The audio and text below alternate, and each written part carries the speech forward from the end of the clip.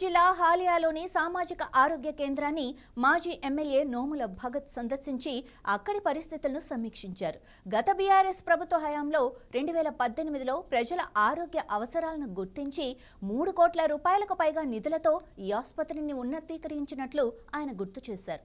ప్రాథమిక ఆరోగ్య కేంద్రాన్ని కమ్యూనిటీ హెల్త్ సెంటర్గా మార్చి అదనపు పడకలు ఏర్పాటు చేశామన్నారు. డయాలసిస్ కేంద్రం, మాచురి, గర్భిణీల కోసం ప్రత్యేక శస్త్రచికిత్స సదుపాయాలు కూడా కల్పించినట్లు తెలిపారు. అవసరమైన 60 మందికి పైగా సిబ్బంది నియామకం కూడా పూర్తయిందని స్పష్టం చేశారు. అన్ని వసతులు సిద్ధంగా ఉన్నా కేవలం ప్రారంభించకపోవడంతో ప్రజలకు వైద్యం అందటం లేదని ఆవేదన వ్యక్తం చేశారు.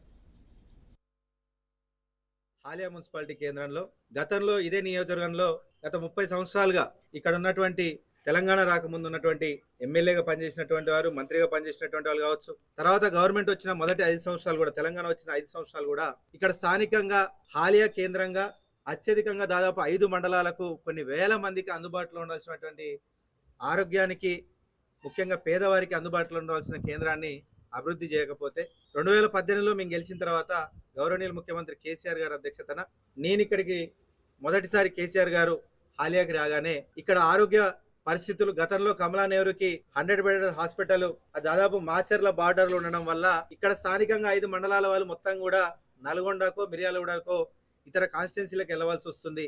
ఎవరైనా చనిపోయినా కానీ వాళ్ళు మార్చరీకి తీసుకెళ్లాలంటే అదే దుస్థితి సార్. ఖచ్చితంగా ఇక్కడ ఒక హాస్పిటల్ కావాలంటే దాదాపు 3 కోట్ల పైచిలకు నిధులు మాకు కేటాయించి ఇక్కడ ప్రైమరీ హెల్త్ సెంటర్ కాదు, కమ్యూనిటీ హెల్త్ సెంటర్ చేద్దాము. దీనికి మొత్తంగా గతంలో ఉన్న దానికంటే మెరుగ్గా ఇదివరకు ఇక్కడ ఒక 30 బెడ్స్ ఉంటే అదనంగా ఇంకొక కొత్తగా 40 బెడ్లు మెయింటైన్ చేసేటట్టుగా ఒక రూమ్స్ కేటాయిస్తూ ప్రైమరీ హెల్త్ సెంటర్ని కమ్యూనిటీ హెల్త్ సెంటర్గా మార్చడం జరిగింది. అందుబాటులో తీసుకురావాల్సిన ఈ హాస్పిటల్ని దాదాపు 6 నెలలు గడుస్తున్నా ఇంతవరకు దీన్ని ఓపెనింగ్కి నోచుకోలేదు. తక్షణమే ఇక్కడ స్థానికంగా ఉన్నటువంటి నాయకులు దీని మీద స్పందించి దీన్ని ఓపెన్ చేసి, మీరు అభివృద్ధికి అడ్డుపడుతున్నారని నేను అనట్లేదు, కానీ మన నియోజకవర్గానికి ఎవరు వచ్చినా కానీ, ఎవరు ఎమ్మెల్యే అయినా కానీ ఇక్కడ స్థానికంగా ప్రజల వికారాబాద్ జిల్లా బీఆర్ఎస్ పార్టీ ఆధ్వర్యంలో రాస్తారోకో కార్యక్రమం ఉద్రిక్తంగా మారింది. మాజీ ఎమ్మెల్యే మెతుకు ఆనంద్, సీనియర్ నాయకులు నాగేందర్ గౌడ్, శుభప్రద్ పటేల్ ఈ నిరసన ప్రదర్శనకు నాయకత్వం వహించారు. కేంద్ర ప్రభుత్వం పెట్రోల్, డీజిల్పై విపరీతంగా పన్నులు వేయటం వల్లే ధరలు ఆకాశాన్ని అంటుతున్నాయని మాజీ ఎమ్మెల్యే ఆరోపించారు.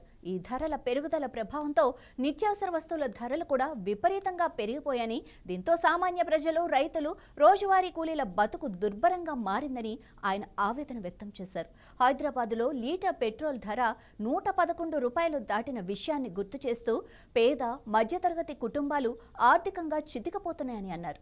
కేంద్రం వెంటనే స్పందించి ఇంధన ధరలను నియంత్రించాలని వారు డిమాండ్ చేశారు. ఈ కార్యక్రమంలో పెద్ద సంఖ్యలో పాల్గొన్న బీఆర్ఎస్ కార్యకర్తలు ప్రభుత్వానికి వ్యతిరేకంగా నినాదాలతో హోరెత్తించారు. ఈ రాస్తారోకో కారణంగా ప్రధాన రహదారిపై కొద్దిసేపు వాహనాల రాకపోకలకు అంతరాయం ఏర్పడింది.